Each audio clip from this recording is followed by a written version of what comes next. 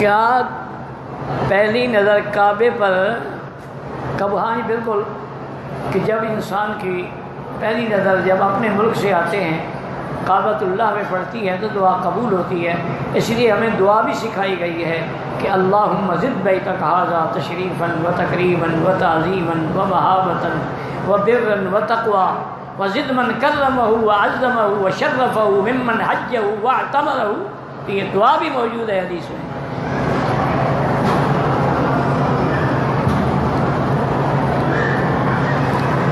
ایک بات میری یاد رکھو، کعبے پہ دعا حتیم میں یہ واقعی اللہ کے مقبول مقام ہے۔ اصل بات یہ ہے کہ تمہارا رزق حلال ہے، اگر عقل حلال ہے اور صدق مکال ہے جہاں بھی دعا مانگو گے قبول ہوگا۔ اگر تمہارے عقل میں شبہ ہے، سبد ہے، حرام ہے، ظلم کا مال ہے، کعبے کے اندر بھی کھڑے ہو کے دعائیں مانگو کوئی فائدہ نہیں پڑتا۔ ابو جہل اندر نہیں جاتا تھا، اندر جانے سے کیا ہو جاتا؟ کعبۃ اللہ جب کافروں نے بنایا تھا وہ اندر نہیں کھڑے ہوتے تھے، چھت پہ نہیں جاتے تھے، اس میں کیا ہو جاتا ہے؟ اصل بات ہے ایمان ہو اور رزق حلال ہو اور صدق مقال ہو کہ زبان سے کبھی جھوٹ نہ بولے اور حرام نہ کھائے، جہاں بھی مرضی ہے دعا کرو گے قبول ہو۔ ایک بزرگ تھے میرے خیال میں ڈیرے غازی خان کے کچے کے علاقے میں تھے، میں نے ایک دفعہ زیارت کی، نام تو شاید ان کا جند وٹا تھا اور لوگ لیکن جندو پیر کے نام سے مشہور تھے، ایک ہاتھ بھی کاٹا ہوا۔ میں بھی کسی کے ساتھ گیا تھا، میں خود نہیں گیا لیکن نواب بہاولپور کے داماد تھے ان کے ساتھ، انہوں نے کہا میں نے جانا ہے، میں نے کہا چلو میں بھی چلتا۔ ہم گئے ہوئے ایک لمبا چوڑا قصہ ہے۔ حضرت بیمار تھے، صاحب فراش تھے، نیچے چٹائیاں بچھی ہوتی تھیں، انہیں بھی بیٹھنا ہوتا تھا۔ تو وہ بار بار مجھ سے پوچھتے کہ تمہارا نام کیا ہے، میں بتا دیتا، 2 منٹ کے بعد پھر پوچھتے تمہارا نام کیا ہے۔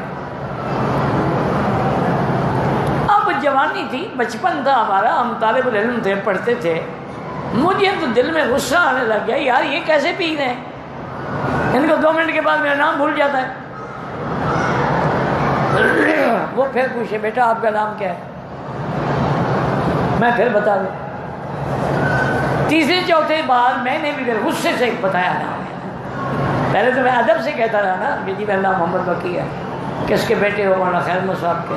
پھر میں نے غصے سے کہا تو مجھے فرمایا بیٹا غصہ نہ کرو، میں تم سے تمہارا نام اس لیے بار بار پوچھ رہا ہوں کہ اس بہانے سے تمہارے والد کا ذکر ہو رہا ہے، اور ذکر حبیب کم نہیں وصل حبیب سے، وہ میرے محبوب تھے، ان کے ذکر بھی مجھے محبوب ہے، وہ میرے شیخ تھے، میں اپنے شیخ کا نام سننا چاہتا ہوں، تم تنگ ہو رہے ہو۔ بہرحال تو وہاں ہم نے یہ دیکھا کہ جو آدمی آیا، حضرت میری والدہ کو ٹی بی ہو گئی، اچھا گاجر کھلاؤ، کوئی آ جاتا میری اماں کو جناب فلانی بیماری ہو، چلو اس کو تم شلغم کھلاؤ، ایسے بتا دیتے۔ اللہ کی شان جو بتایا وہ ٹھیک ہو گیا۔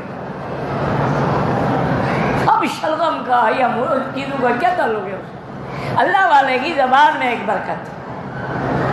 مجھے یاد ہے کہ جب بھی دعا کے لیے ایک ہاتھ تھا نا، دعا کے لیے ہاتھ اٹھاتے تھے تو آنسوؤں کی جھڑی لگ جاتی تھی اور داڑھی مبارک بھیگ جاتی تھی۔ مجھے یاد ہے انہوں نے مجھے پتہ نہیں 5 روپے یا 10 روپے بھی دیے تھے کہ بیٹے یہ تمہارے لیے میری طرف سے ہدیہ ہے، اور جہاں کہیں موقع ملے کھانا کھا، لیکن میرے فقیر کے لنگر سے بھی کھانا کھا کے جائیں، ایسے نہ جائیں۔ انہوں نے کہا حضرت ہم نے تو بڑا پتہ نہیں سکھر جانا تھا، انہوں نے کہا بڑا دور جانا ہے۔ تو بہرحال میرے کہنے کا مقصد یہ تھا کہ جب وہ اللہ والے تھے تو جب دعا مانگی قبول ہو گئی۔ اس کے لیے سب سے پہلی چیز ہے رزق حلال۔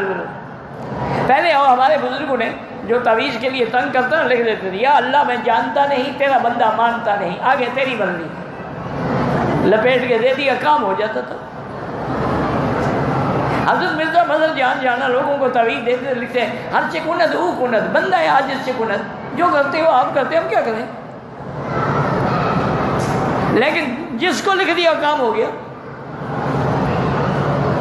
تو اصل برکت تھی اس بات کہنے میں، اس قلم کے لکھنے میں، اس کاغذ کے نیت سے دینے میں، اسی میں برکت تھی۔ تم سارا قرآن پڑھ کے دم کرو بری ٹھیک نہیں ہوتا، کیوں؟ قرآن بدل گیا ہے کیا؟